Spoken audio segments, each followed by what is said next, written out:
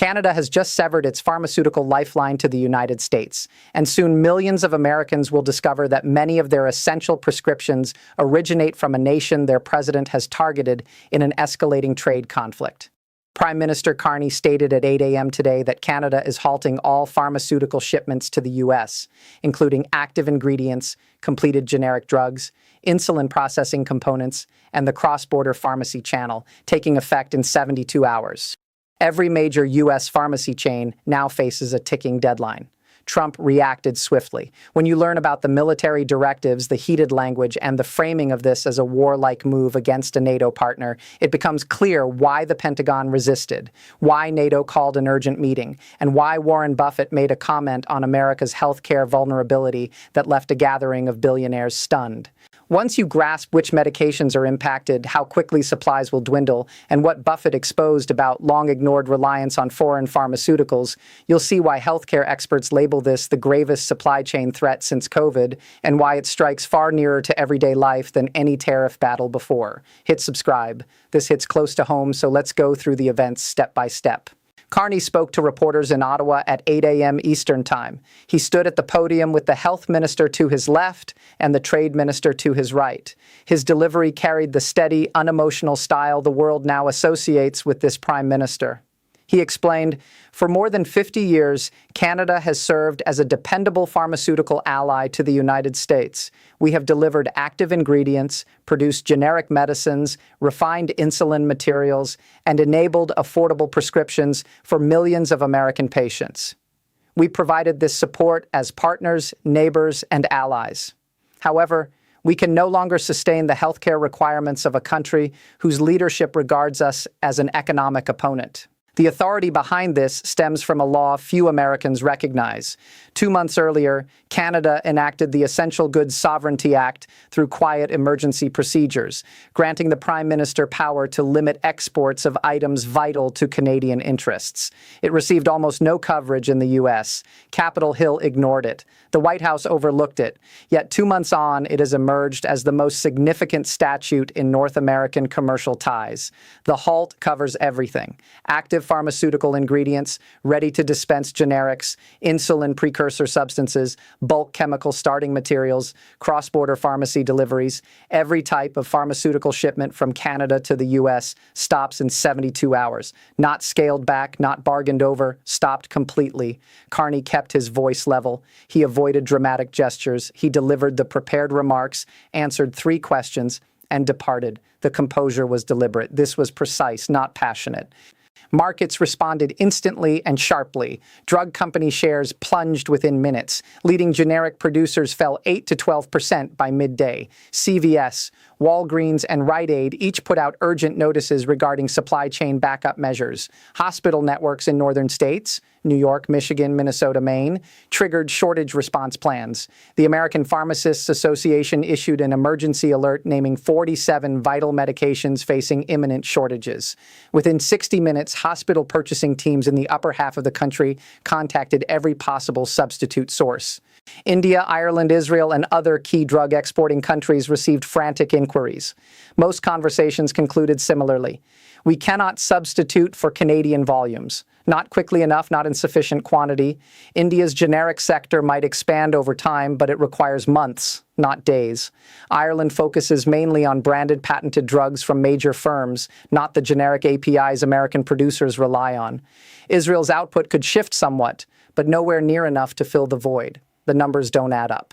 Canada's pharmaceutical network wasn't merely one choice, it formed the backbone. And here's the aspect that heightens the alarm. The 72-hour period Carney set isn't meant for talks. It's a practical deadline. It allows U.S. distributors just sufficient time to rush orders for any Canadian stock already en route, on trucks, at airports, in transit. But it provides no realistic window to locate, validate, and integrate replacement providers. 72 hours suffices for alarm. It falls short for solutions. That imbalance appears calculated. This move directly answers Trump's recent tariff increase, a 35% surcharge on Canadian-made products declared the week before. Yet Canada issued prior notice. 3 diplomatic messages arrived over 2 months, each growing more serious. The initial one was courteous, the next resolute, the last unmistakable. Proceed with manufactured goods tariffs and pharmaceutical exports will face restrictions. The tariffs went forward, the restrictions arrived. Washington cannot claim surprise. But the tariff hike served only as the spark. The deeper cause Canada could wield this leverage, and the reason such leverage even exists, ties to a pharmaceutical reliance built quietly over decades. Once you recognize that dependency, the inevitability of this moment becomes evident. Begin with active pharmaceutical ingredients, the starting point of everything. APIs constitute the core chemical substances turned into finished medications, the true working molecules that deliver therapeutic effects. No API means no tablet, no shot, no therapy. It's what separates real medicine from placebo. Canada stands as North America's top processor of active pharmaceutical ingredients. Plants in Montreal, Toronto, and Calgary perform purification and preparation for numerous generics found in U.S. pharmacies. Apotex, Canada's leading generics firm, the biggest pharmaceutical operation in the country and among the world's major generic producers, provides API materials to many American drug makers. When Apotex ceases deliveries, U.S. firms purchasing those materials cannot produce finished doses. Assembly lines decelerate, then halt. These concern everyday high-volume prescriptions, not niche treatments. Metformin, 90 million annual U.S. prescriptions for diabetes control. Lisinopril, 104 million yearly for hypertension. Atorvastatin, 94 million for cholesterol. Amoxicillin, a top antibiotic nationwide. These medications sustain half of American adults past 50 daily, and their active components arrive from Canada. Consider that. The hypertension tablet your dad swallows each morning, the diabetes drug your mom relies upon, the cholesterol medicine your physician insists you never miss.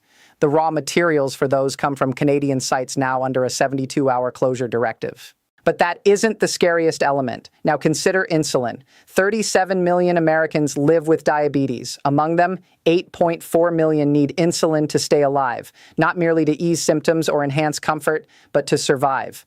Absent insulin, type 1 diabetics face ketoacidosis in days and death in weeks. This isn't optional therapy, it's essential. Novo Nordisk's plant in Mississauga, Ontario, manufactures insulin distributed across North America. Eli Lilly obtains key intermediate substances from Canadian suppliers. Sanofi's Canadian facilities integrate directly into the regional insulin network. These three firms dominate global insulin supply, and each maintain substantial Canadian reliance. U.S. insulin stocks currently hold roughly 4 to 6 weeks at standard usage. Should Canadian insulin shipments cease for 72 hours, hospitals begin rationing in about 3 weeks. If halted for 30 days, fatalities follow.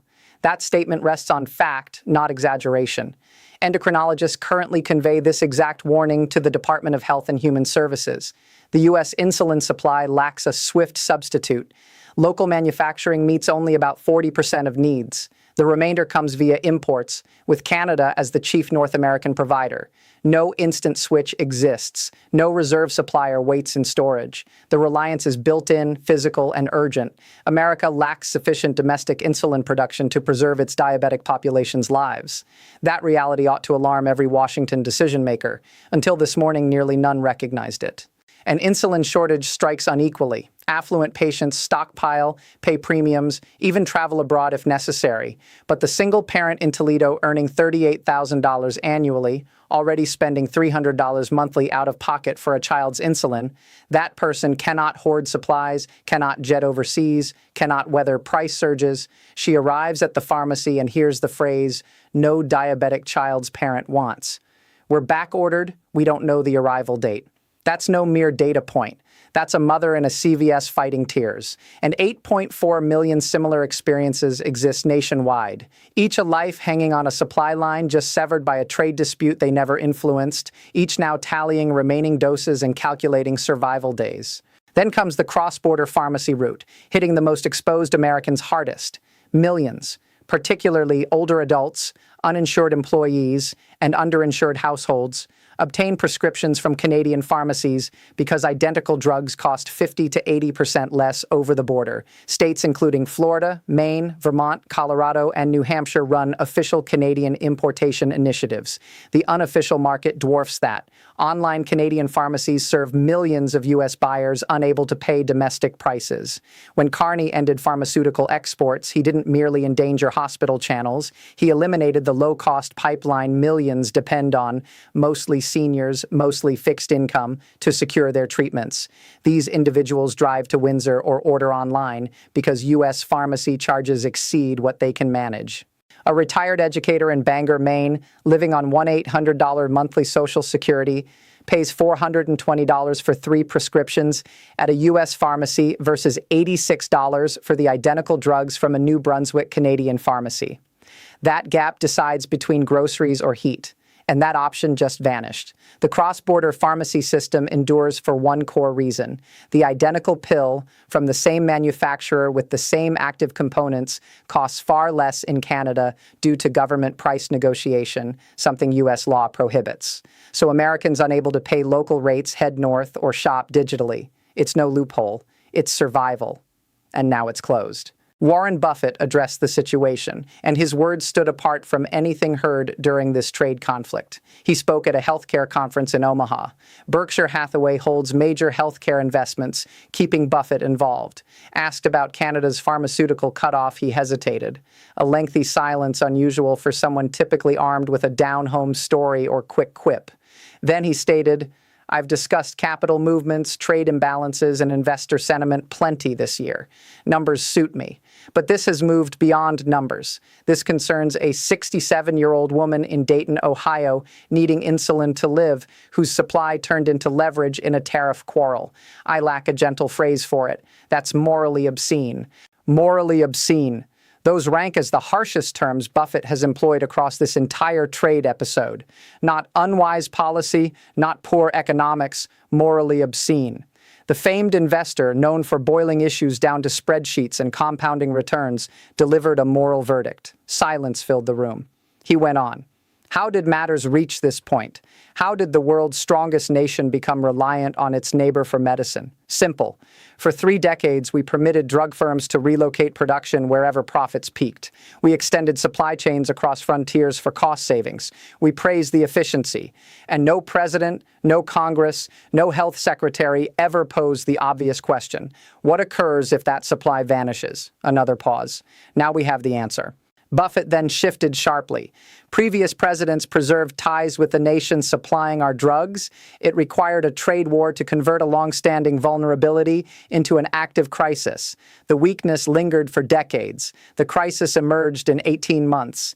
He addressed Trump's reaction in a way that captured the full folly ahead. I learned of the president's reply, the National Guard, the Defense Production Act, talk of hostile military moves, and I realized this is what follows when supply chains are misunderstood. You cannot aim troops at a chemical compound. You cannot declare emergency authority and summon insulin. The sole path to resuming Canadian pharmaceutical flows is discussion with Canada. All else amounts to performance. Risky, costly, alliance-damaging performance. He concluded, I've spoken tough words this year, terms like obituary and demolish, but this differs. When trade decisions endanger medicine access, when a diabetic in Ohio or cancer patient in Michigan turns into tariff collateral, a boundary has been crossed, and I don't know how you recover from that.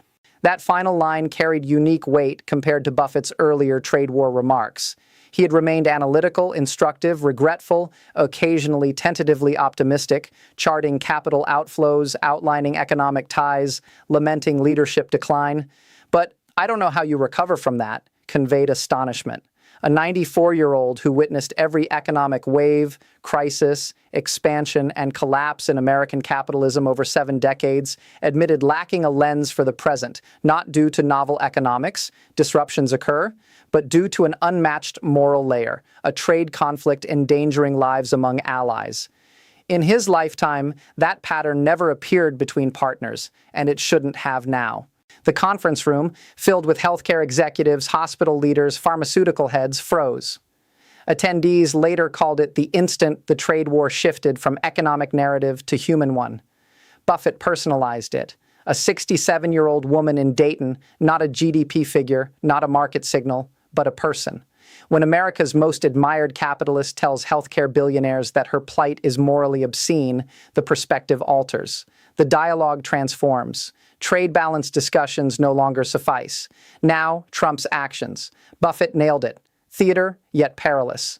Trump's statement arrived at 2:15 p.m. Eastern, 6 hours post-Carney. He spoke in the Rose Garden with the Defense Secretary on one flank and the Health and Human Services Secretary on the other. The setup signaled this transcended trade. It became national security framing. He declared 3 simultaneous steps. First, National Guard mobilization to the northern border. 200 troops directed to positions in New York, Michigan, Minnesota, and Washington state. Official purpose, safeguarding American health security. Second, activation of the Defense Production Act, compelling U.S. pharmaceutical firms to boost domestic output at once. Third, and this rattled every Washington embassy, a diplomatic designation of Canada's pharmaceutical export suspension as economic warfare comparable to hostile military conduct against Americans. Pause on that.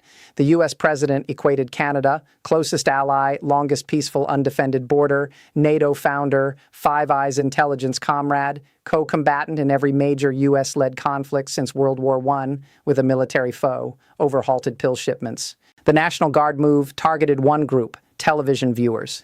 Troops at the border project decisiveness, strength, presidential resolve, yet they yield 0 milligrams of insulin, restart 0 API loads, resolve 0 logistics jams. Military observers noted quickly that no border infrastructure exists to defend for pharmaceuticals. Exports travel via commercial freight, air cargo, truck transport, not guarded crossings soldiers can secure. You cannot halt a supply disruption with uniforms and weapons. It's optics presented as strategy. Pentagon insiders felt profound unease with the directive. The U.S.-Canada border has stayed demilitarized since the 1817 Rush-Bagot Agreement over 2 centuries. 200 years of tranquility along the planet's longest undefended frontier, generations of trust, joint defense, intertwined economies, and now troops arrive, troops powerless against the issue they address. The visuals damaged U.S., standing severely. Canadian outlets aired live coverage, split screens showing pharmaceutical plants supplying U.S. hospitals, spotless labs with scientists in coats, versus soldiers in gear patrolling empty border stretches. One side, chemists producing needed medicine. The other, troops guarding nothing relevant. The juxtaposition spoke louder than statements. The Defense Production Act order exposed even more through failure. Trump directed U.S. manufacturers to ramp up output. Yet those manufacturers depend on Canadian APIs to create drugs. It's akin to telling a bakery to double bread while severing flour delivery. Equipment functions, formula stands ready. But flour resides in Canada under shutdown. The Defense Production Act holds real power. It excelled during COVID scaling ventilators and vaccines, but it channels existing capacity to priorities. Without inputs, it's merely decorated paper, and inputs sit in Canadian plants receiving halt orders. Pharma leaders reportedly clarified this to the White House soon after. One generic CEO allegedly told a top aide, "You demand pills, absent ingredients. We cannot physically comply. This isn't production limited, it's molecular." The reported White House reply, "The president seeks results, not reasons. Supply chain experts warned it wouldn't succeed. The White House insisted they proceed regardless. That's not guidance. It's refusal to accept reality. And the Defense Production Act shortfall exposes a core flaw in the America First approach. The Trade War Foundation assumed U.S. independence, that foreign chains could be bypassed, that self-reliance suffices. The pharmaceutical cutoff shattered that illusion dramatically. America cannot produce its own medicine without Canadian components. The nation declaring independence from its neighbor cannot sustain its diabetics without neighborly help. No stronger counter to economic nationalism exists. Then the language, hostile military action phrasing, may inflict the longest harm. NATO Brussels convened emergency talks within 2 hours of Trump's words. Worry centered not on Canada, but on implications for all U.S. alliances. If America labels its most integrated, trusted partner equivalent to a military threat over drug exports, what signal reaches Japan, Germany, Australia, Britain, any nation facing economic friction with Washington? Japan, Germany, Australia, and Britain released statements voicing concern, diplomatic code for deep worry. Private messages proved blunter. European sources report Germany's Foreign Office circulated a secret dispatch to EU capitals, cautioning that U.S. reliability in trade conflicts has eroded and urging accelerated pharmaceutical supply diversification beyond U.S.-linked systems. Japan's trade officials reportedly met urgently to evaluate contingency steps for Japanese pharma firms with U.S. operations facing politically driven interruptions. Label your nearest ally a hostile actor over exports, and you don't merely strain one bond. You inform every ally their partnership with America hangs by a thread, vulnerable to any commercial disagreement. Every Washington ambassador absorbed the lesson.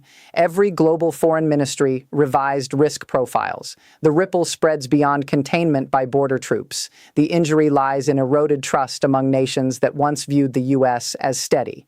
Consequences already flow through pharmaceutical systems. Within 24 hours of Carney's statement, northern U.S. hospitals enacted shortage measures. Cleveland Clinic, Mayo Clinic, Mass General circulated internal guidance on rationing timelines. Generic antibiotics, 3 to 4 weeks stock at present rates. Insulin, 4 to 6 weeks before rationing starts. Chemo agents using Canadian APIs, some down to 2 weeks. A cancer patient at Memorial Sloan Kettering ignores tariff details. They want assurance their infusion remains available. Right now, that hospital's buyers cannot promise it. Let that sink in. This transcends trade gaps, GDP forecasts, market swings. It's whether cancer patients receive therapy, diabetics get insulin, kids with infections get antibiotics. That's the trade war's new reality. CVS declared limits on fills, 30-day supplies only, no 90-day renewals until resolved. Walgreens triggered its critical shortage plan for the first time post-COVID. State-sanctioned Canadian importation in Florida, Maine, Vermont, all paused. Millions of seniors reliant on cheaper Canadian drugs now confront full U.S. pricing instantly. A 90-day branded insulin supply costs about $900 domestically versus $120 from Canada. That $780 quarterly gap now burdens fixed-income retirees who planned finances assuming affordable border access. Those harmed most lack wealth, influence, connections. Their Social Security-dependent elders crossing borders or ordering online to afford care. They became unintended casualties of a trade fight they never launched. NATO's urgent session produced a joint call for swift de-escalation in talks. Canada's NATO envoy reportedly stressed Canada acts as sovereign, not hostile, responding to economic pressure, and that resuming exports requires negotiation, not border troops. The Five Eyes Intelligence Pact, the world's tightest intelligence bond among U.S., Canada, UK, Australia, New Zealand, now faces unprecedented tension per security officials. Australia's Prime Minister openly declared militarizing a trade disagreement with your closest ally undermines partnership credibility. Every U.S. alliance since 1945 rests on one principle: America treats allies as allies, not adversaries. Trump breached that with Canada. Every other ally took note. Domestic politics suffered similarly. Republican senators from border states New York, Michigan, Minnesota, Washington faced constituent floods realizing prescriptions hang in balance. Senator Lisa Murkowski called the Guard deployment a misallocation of military assets that fails to solve the real issue. 3 Michigan Republican House members jointly urged immediate Ottawa talks. One stated plainly, "My voters need insulin in pharmacies, not soldiers at borders. Different crises demand different fixes." Even Fox News anchors found defending difficult. One pressed a White House official live, "How do border troops help an Iowa diabetic obtain insulin?" The official shifted to security talking points. The anchor repeated. No clear answer emerged. The exchange spread widely for its silence. Diplomatic lines between Ottawa and Washington remain open yet stalled. Canada insists no talks occur with Guard troops present. Carney's terms stay simple. Complete tariff reversal on Canadian manufactured goods plus Guard pullback equals pharmaceutical resumption within 48 hours. Trump's stance: no reversal, no withdrawal. Exports resume unconditionally or escalation follows. A straightforward resolution exists. Lift tariffs, remove troops, medicine restarts. Carney stated it openly without vagueness. Exports flow 48 hours after tariff rollback and guard exit. Nothing more, no concealed conditions, no elaborate structure. End the trade war, supply resumes. Yet that requires Trump conceding tariffs aired. His brand, political, personal, psychological, rejects retreat, apology, admission of fault. Every prior trade war exit ramp failed for the same cause. Accepting terms signals error. For this president, error acknowledgement proves impossible. So hospitals prepare rationing, pharmacies restrict fills, seniors weigh affordability at U.S. rates, endocrinologists draft priority lists for insulin if stocks fall critically. Oncologists discuss whether next chemo rounds can be assured. The timer advances. This differs from prior trade war chapters. It isn't solely factories, farms, ports, or diplomatic prestige, though it involves them. It's medicine, your relative's medicine, cabinet pills, pharmacy scripts, hospital treatments. A conflict beginning with steel tariffs entered your medicine cabinet. The president's answer isn't dialogue, it's border soldiers. How soon until shortages shift from memos to bare shelves? What becomes of millions unable to stockpile? Can military displays withstand the truth that no sovereign nation ships medicine under threat? What follows when guard presence achieves nothing? And the question Buffett couldn't confidently answer: when trade policy risks medicine access, how do you recover? What's the amends? The repair? What do you tell an Ohio family whose insulin became bargaining leverage? Tariffs aimed to strengthen America. The pharmaceutical halt revealed how those tariffs weakened it instead. Canada sent no troops, fired no shots. They ceased medicine shipments. The world's strongest nation now races to maintain citizen health without the neighbor it provoked. The countdown continues. 72 hours and running.